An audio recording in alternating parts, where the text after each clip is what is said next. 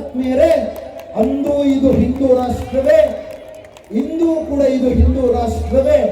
ಮುಂದೆ ಲಕ್ಷಾಂತರ ವರ್ಷಗಳ ಕಳೆದರೂ ಕೂಡ ಭಾರತ ಹಿಂದೂ ರಾಷ್ಟ್ರವೇ. ಯಾರಾದರೂ ನಿಮ್ಮನ್ನ ನಿನಗೆ ನಿನ್ನ ಧರ್ಮ ಮುಖ್ಯವೋ ನಿನ್ನ ದೇಶ ಮುಖ್ಯವೋ ಅಂತ ಯಾರಾದರೂ ಕೇಳಿದ್ರೆ, ನಿಮ್ಮ ಧರ್ಮ ಮುಖ್ಯವೋ ನಿಮ್ಮ ದೇಶ ಮುಖ್ಯವೋ ಅಂತ ಯಾರಾದರೂ ನಿಮಗೆ ಕೇಳಿದ್ರೆ, ಚಾಯ್ಸ್ ಕೇಳಿದ್ರೆ, ನಿರ್ಭಯವಾಗಿ ಗೌರವದಿಂದ ಒಪ್ಕೊಳ್ಳಿ, ನನಗೆ ನನ್ನ ಧರ್ಮಕ್ಕಿಂತ ನನ್ನ ರಾಷ್ಟ್ರವೇ ಮುಖ್ಯ, ನನ್ನ ದೇಶವೇ ಮುಖ್ಯ ಅಂತ. ಯಾಕೆ ಅಂದ್ರೆ ಭಾರತವನ್ನು ಬಿಟ್ಟು ಸನಾತನ ಧರ್ಮ ಇಲ್ಲ ಕಣ್ರಿ. ಸನಾತನ ಧರ್ಮ ಬಿಟ್ಟು ಭಾರತವೇ ಇಲ್ಲ. ಸನಾತನ ಧರ್ಮದ ಸಂಸ್ಕೃತಿಯ ಬೇರುಗಳು ಆಳವಾಗಿ ಬೇರು ಬಿಟ್ಟಿರೋದು ಭಾರತದಲ್ಲಿ ಅನ್ನೋದನ್ನ ಮರಿಬೇಡಿ. ಇವತ್ತು ನಿಮಗೆ ಆಸ್ತಿ ಇರಬಹುದು, ನಿಮಗೆ ಅಂತಸ್ತಿರಬಹುದು, ಬ್ಯಾಂಕ್ ಬ್ಯಾಲೆನ್ಸ್ ಇರಬಹುದು, ಸೈಟ್ಗಳಿರಬಹುದು, ಕಾರುಗಳಿರಬಹುದು, ಕೋಟ್ಯಂತರ ರೂಪಾಯಿ ಆಸ್ತಿ ಇರಬಹುದು. ಚೆನ್ನಾಗಿ ನೆನಪಿಟ್ಟುಕೊಳ್ಳಿ ಹಿಂದೂಗಳೇ, ಎಲ್ಲಿಯವರೆಗೆ ನಿಮ್ಮ ದೇಶ ಸುರಕ್ಷಿತವಾಗಿರುತ್ತೋ ಅಲ್ಲಿಯವರೆಗೆ ಮಾತ್ರ ನಿಮ್ಮ ಬ್ಯಾಂಕ್ ಬ್ಯಾಲೆನ್ಸ್, ನಿಮ್ಮ ಹೆಂಡತಿ, ನಿಮ್ಮ ಮಕ್ಕಳು, ನಿಮ್ಮ ಕುಟುಂಬ, ನಿಮ್ಮ ಸೈಟು, ನಿಮ್ಮ ಆಸ್ತಿ ಅಂತಸ್ತು ಎಲ್ಲವೂ ಶಾಶ್ವತ. ದೇಶವೇನಾದರೂ ಸುರಕ್ಷತೆಯನ್ನು ಕಳ್ಕೊಳ್ತು ಅಂದ್ರೆ ವಿತಿನ್ ಸೆಕೆಂಡ್ ಅಲ್ಲಿ ನೀವು ಇರೋದಿಲ್ಲ, ನಿಮ್ಮ ಆಸ್ತಿ ಅಂತಸ್ತು ಯಾವುದೂ ಇರೋದಿಲ್ಲ. ಜಾತಿಯ ಜಾಡ್ಯವನ್ನು ಬಿಟ್ಟು ಹೊರಗಡೆಗೆ ಬನ್ನಿ. ಯಾರಾದರೂ ಇದು ಹಿಂದೂ ರಾಷ್ಟ್ರ ಅಲ್ಲ ಅಂದ್ರೆ ನೇರವಾಗಿ ಹೇಳಿ. ಕೈಲಾಸ ಪರ್ವತದ ಹೆಸರು ಹೇಳುತ್ತೆ ಇದು ಹಿಂದೂ ರಾಷ್ಟ್ರ ಅಂತ, ಹಿಮಾಲಯದ ಹೆಸರು ಹೇಳುತ್ತೆ ಇದು ಹಿಂದೂ ರಾಷ್ಟ್ರ ಅಂತ, ಭಾರತ ಅನ್ನೋ ಹೆಸರು ಹೇಳುತ್ತೆ ಇದು ಹಿಂದೂ ರಾಷ್ಟ್ರ ಅಂತ. ಗಂಗಾ, ಯಮುನಾ, ಸಿಂಧು, ಸರಸ್ವತಿ, ಗೋದಾವರಿ, ನರ್ಮದಾ, ಕೃಷ್ಣ, ಭೀಮಾ, ತುಂಗಾ, ಕಾವೇರಿ ಅಂತಹ ನದಿಗಳ ಹೆಸರು ಹೇಳುತ್ತದೆ ಇದು ಹಿಂದೂ ರಾಷ್ಟ್ರ ಅಂತ. ಹಿಂದೂ ಮಹಾಸಾಗರ ಅನ್ನೋ ಸಮುದ್ರದ ಹೆಸರೇ ಹೇಳುತ್ತೆ ಇದು ಹಿಂದೂ ರಾಷ್ಟ್ರ ಅಂತ. 108 ವೈಷ್ಣವ ದಿವ್ಯ ಕ್ಷೇತ್ರಗಳ ಹೆಸರು ಹೇಳ್ತವೆ ಇದು ಹಿಂದೂ ರಾಷ್ಟ್ರ ಅಂತ. 18 ದೇವಿಗಳ ಶಕ್ತಿ ಪೀಠಗಳ ಹೇಳ್ತವೆ ಇದು ಹಿಂದೂ ರಾಷ್ಟ್ರ ಅಂತ. ಸೌರಾಷ್ಟ್ರೇ ಸೋಮನಾಥಂ ಚ ಶ್ರೀಶೈಲೇ ಮಲ್ಲಿಕಾರ್ಜುನಂ ಉಜ್ಜಯಿನ್ಯಾಂ ಮಹಾಕಾಲಂ ಓಂಕಾರಂ ಮಲೇಶ್ವರಂ ಪರಳ್ಯಾಂ ವೈದ್ಯನಾಥಂ ಚ ಡಾಕಿನ್ಯಂ ಭೀಮಶಂಕರಂ ಸೇತು ಬಂದೇತು ರಾಮೇಶಂ ನಾಗೇಶಂ ದಾರುಕಾವನೆ ವಾರಣಾಸ್ಯಂತ ವಿಶ್ವೇಶಂ ತ್ರ್ಯಂಬಕಂ ಗೌತಮಿ ತಟೆ. ಪ್ರತಿದಿನ 12 ಜ್ಯೋತಿರ್ಲಿಂಗಗಳ ಹೆಸರನ್ನ ಹೇಳ್ತಿರಲ್ಲ, ಈ 12 ಜ್ಯೋತಿರ್ಲಿಂಗಗಳೇ ಹೇಳ್ತವೆ ಇದು ಹಿಂದೂ ರಾಷ್ಟ್ರ ಅಂತ.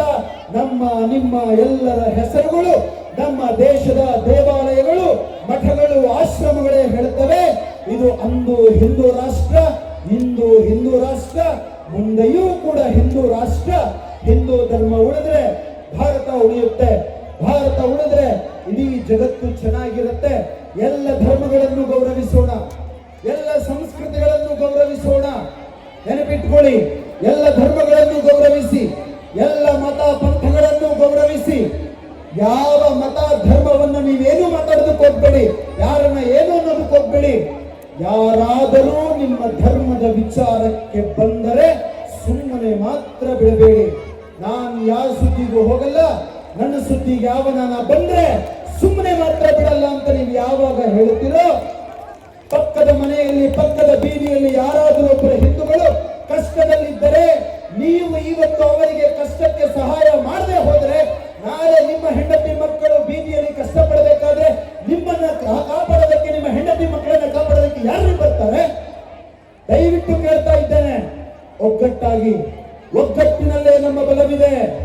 ಐಕ್ಯತೆ ಅನ್ನೋದೇ ನಮ್ಮ ಭದ್ರತೆ.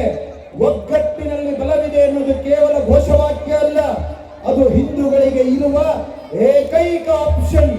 ಹಿಂದೂಗಳಿಗೆ ಇರುವ ಸತ್ಯದ ಏಕೈಕ ಆಪ್ಷನ್ ಒಗ್ಗಟ್ಟಿನಲ್ಲಿ ಬಲವಿದೆ ಒಂದೇ ಮಾತ್ರ, ಐಕ್ಯತೆ ಮಾತ್ರ. ಹಿಂದೂಗಳು ಕಷ್ಟದಲ್ಲಿದ್ರೆ ಸಹಾಯ ಮಾಡಿ, ಆಡ್ಕೊಂಡು ನಗಬೇಡಿ. ಯಾಕೆಂದ್ರೆ ಇವತ್ತು ಕೋಟ್ಯಾಧಿಪತಿ ಆಗಿದ್ದವನು ರಾತ್ರಿ ಕಳೆದು ಹಗಲಾಗುವಷ್ಟಕ್ಕೆ ಬೆಕ್ಕರಾಗಿರೋ ಉದಾಹರಣೆಗಳಿದಾವೆ. ಇವತ್ತು ಭಿಕ್ಷುಕ ಆಗಿರೋನು ರಾತ್ರಿ ಕಳೆದು ಬೆಳಗ್ಗೆ ಆಗುವಷ್ಟೊತ್ತಿಗೆ ಕೋಟ್ಯಾಧಿಪತಿ ಆಗಿರೋ ಉದಾಹರಣೆ ಇದಾವೆ. ಚೆನ್ನಾಗಿ ನೆನಪಿಟ್ಕೊಳ್ಳಿ, ನನ್ನಂತವರು, ನಿಮ್ಮಂತವರು ಈ ಭೂಮಿ ಮೇಲೆ ಕೋಟ್ಯಾಂತರ ಮಂದಿ ಹಿಂದೂಗಳು ಬಂದು ಹೋಗಿದ್ದಾರೆ, ಮುಂದಕ್ಕೆ ಬರೋರಿದ್ದಾರೆ. ಹಿಂದಿನವರು ನಮಗೆ ಈ ಧರ್ಮವನ್ನು ಉಳಿಸಿದ್ದಾರೆ. ಮುಂದಿನವರು ನಾವೇನಾದ್ರೂ ಈ ಪವಿತ್ರ ಸಂಸ್ಕೃತಿಯನ್ನು ಉಳಿಸಬೇಕು ಅಂದ್ರೆ ಮಕ್ಕಳಿಗೋಸ್ಕರ ಆಂಗ್ಲ ಶಿಕ್ಷಣವನ್ನು ಕೊಡಿಸುವುದಕ್ಕೆ ಮುಂಚೆ ಧರ್ಮ ಮತ್ತು ಸಂಸ್ಕೃತಿಯನ್ನು ಕಲಿಸಿ. ನಿಮ್ಮ ಮನೆಗಳಲ್ಲಿ ಛತ್ರಪತಿ ಶಿವಾಜಿ, ಝಾನ್ಸಿ ರಾಣಿ ಲಕ್ಷ್ಮೀಬಾಯಿ, ಸ್ವಾಮಿ ವಿವೇಕಾನಂದರಂತಹ ಮಹಾನುಭಾವರನ್ನ ಅವರ ಜೀವನವನ್ನು ಆದರ್ಶಗಳನ್ನ ಮಕ್ಕಳಿಗೆ ತುಂಬಿ. ನೀವೇನೆಲ್ಲ ಪೋಷಕರಿದ್ದೀರಲ್ಲ, ನಿಮ್ಮ ಎಕ್ಸ್ಪೈರ್ ಡೇಟ್ ಇನ್ನ 20, 30, 40 ವರ್ಷ ಅಷ್ಟೇ. ನಂತರದ ದಿನಗಳಲ್ಲಿ ನಿಮ್ಮ ಮಕ್ಕಳೇ ಕಾವ್ಯ ವಸ್ತ್ರದ ಧ್ವಜವನ್ನು ಹಿಡಿಬೇಕು. ನಂತರದ ದಿನಗಳಲ್ಲಿ ನಿಮ್ಮ ಮಕ್ಕಳೇ ದೇವಾಲಯವನ್ನು ರಕ್ಷಣೆ ಮಾಡಬೇಕು. 30 ವರ್ಷಗಳ ನಂತರ ನಿಮ್ಮ ಮಕ್ಕಳೇ ನಿಮ್ಮ ಮನೆ ದೇವರನ್ನ ಕಾಪಾಡಿಕೊಳ್ಳಬೇಕು.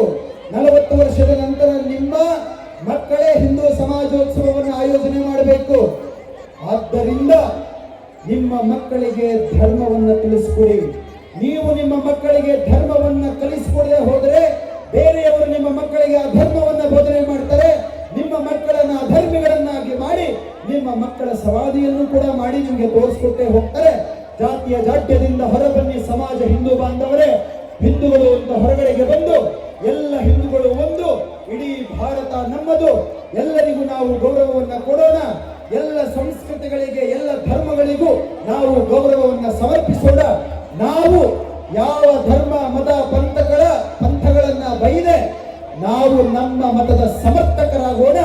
ದಿಟ್ಟವಾಗಿ ನಾವು ನಮ್ಮ ಧರ್ಮವನ್ನ ಪ್ರಾಣಗಳನ್ನ ಕೊಟ್ಟು ಬೇಕಾದರೂ ಕಾಪಾಡೋಣ ಅಂತ ಹೇಳ್ತಾ ಮತ್ತೊಮ್ಮೆ ಆ 4 ಜಯಘೋಷಗಳಿಗೆ ಜೈಕಾರವನ್ನು ಕೂಗಿ ನನ್ನ ಮಾತನ್ನು ಮುಕ್ತಾಯ ಮಾಡ್ತೇನೆ. ದಯವಿಟ್ಟು ಕುಳಿತಿರೋ ಹತ್ರದಿಂದ ಪ್ರೀತಿಯಿಂದ ಗೌರವದಿಂದ ಒಮ್ಮೆ ಕೈ ಮೇಲೆತ್ತಿ ಹೇಳಿ, ನಮಃ ಪಾರ್ವತಿ.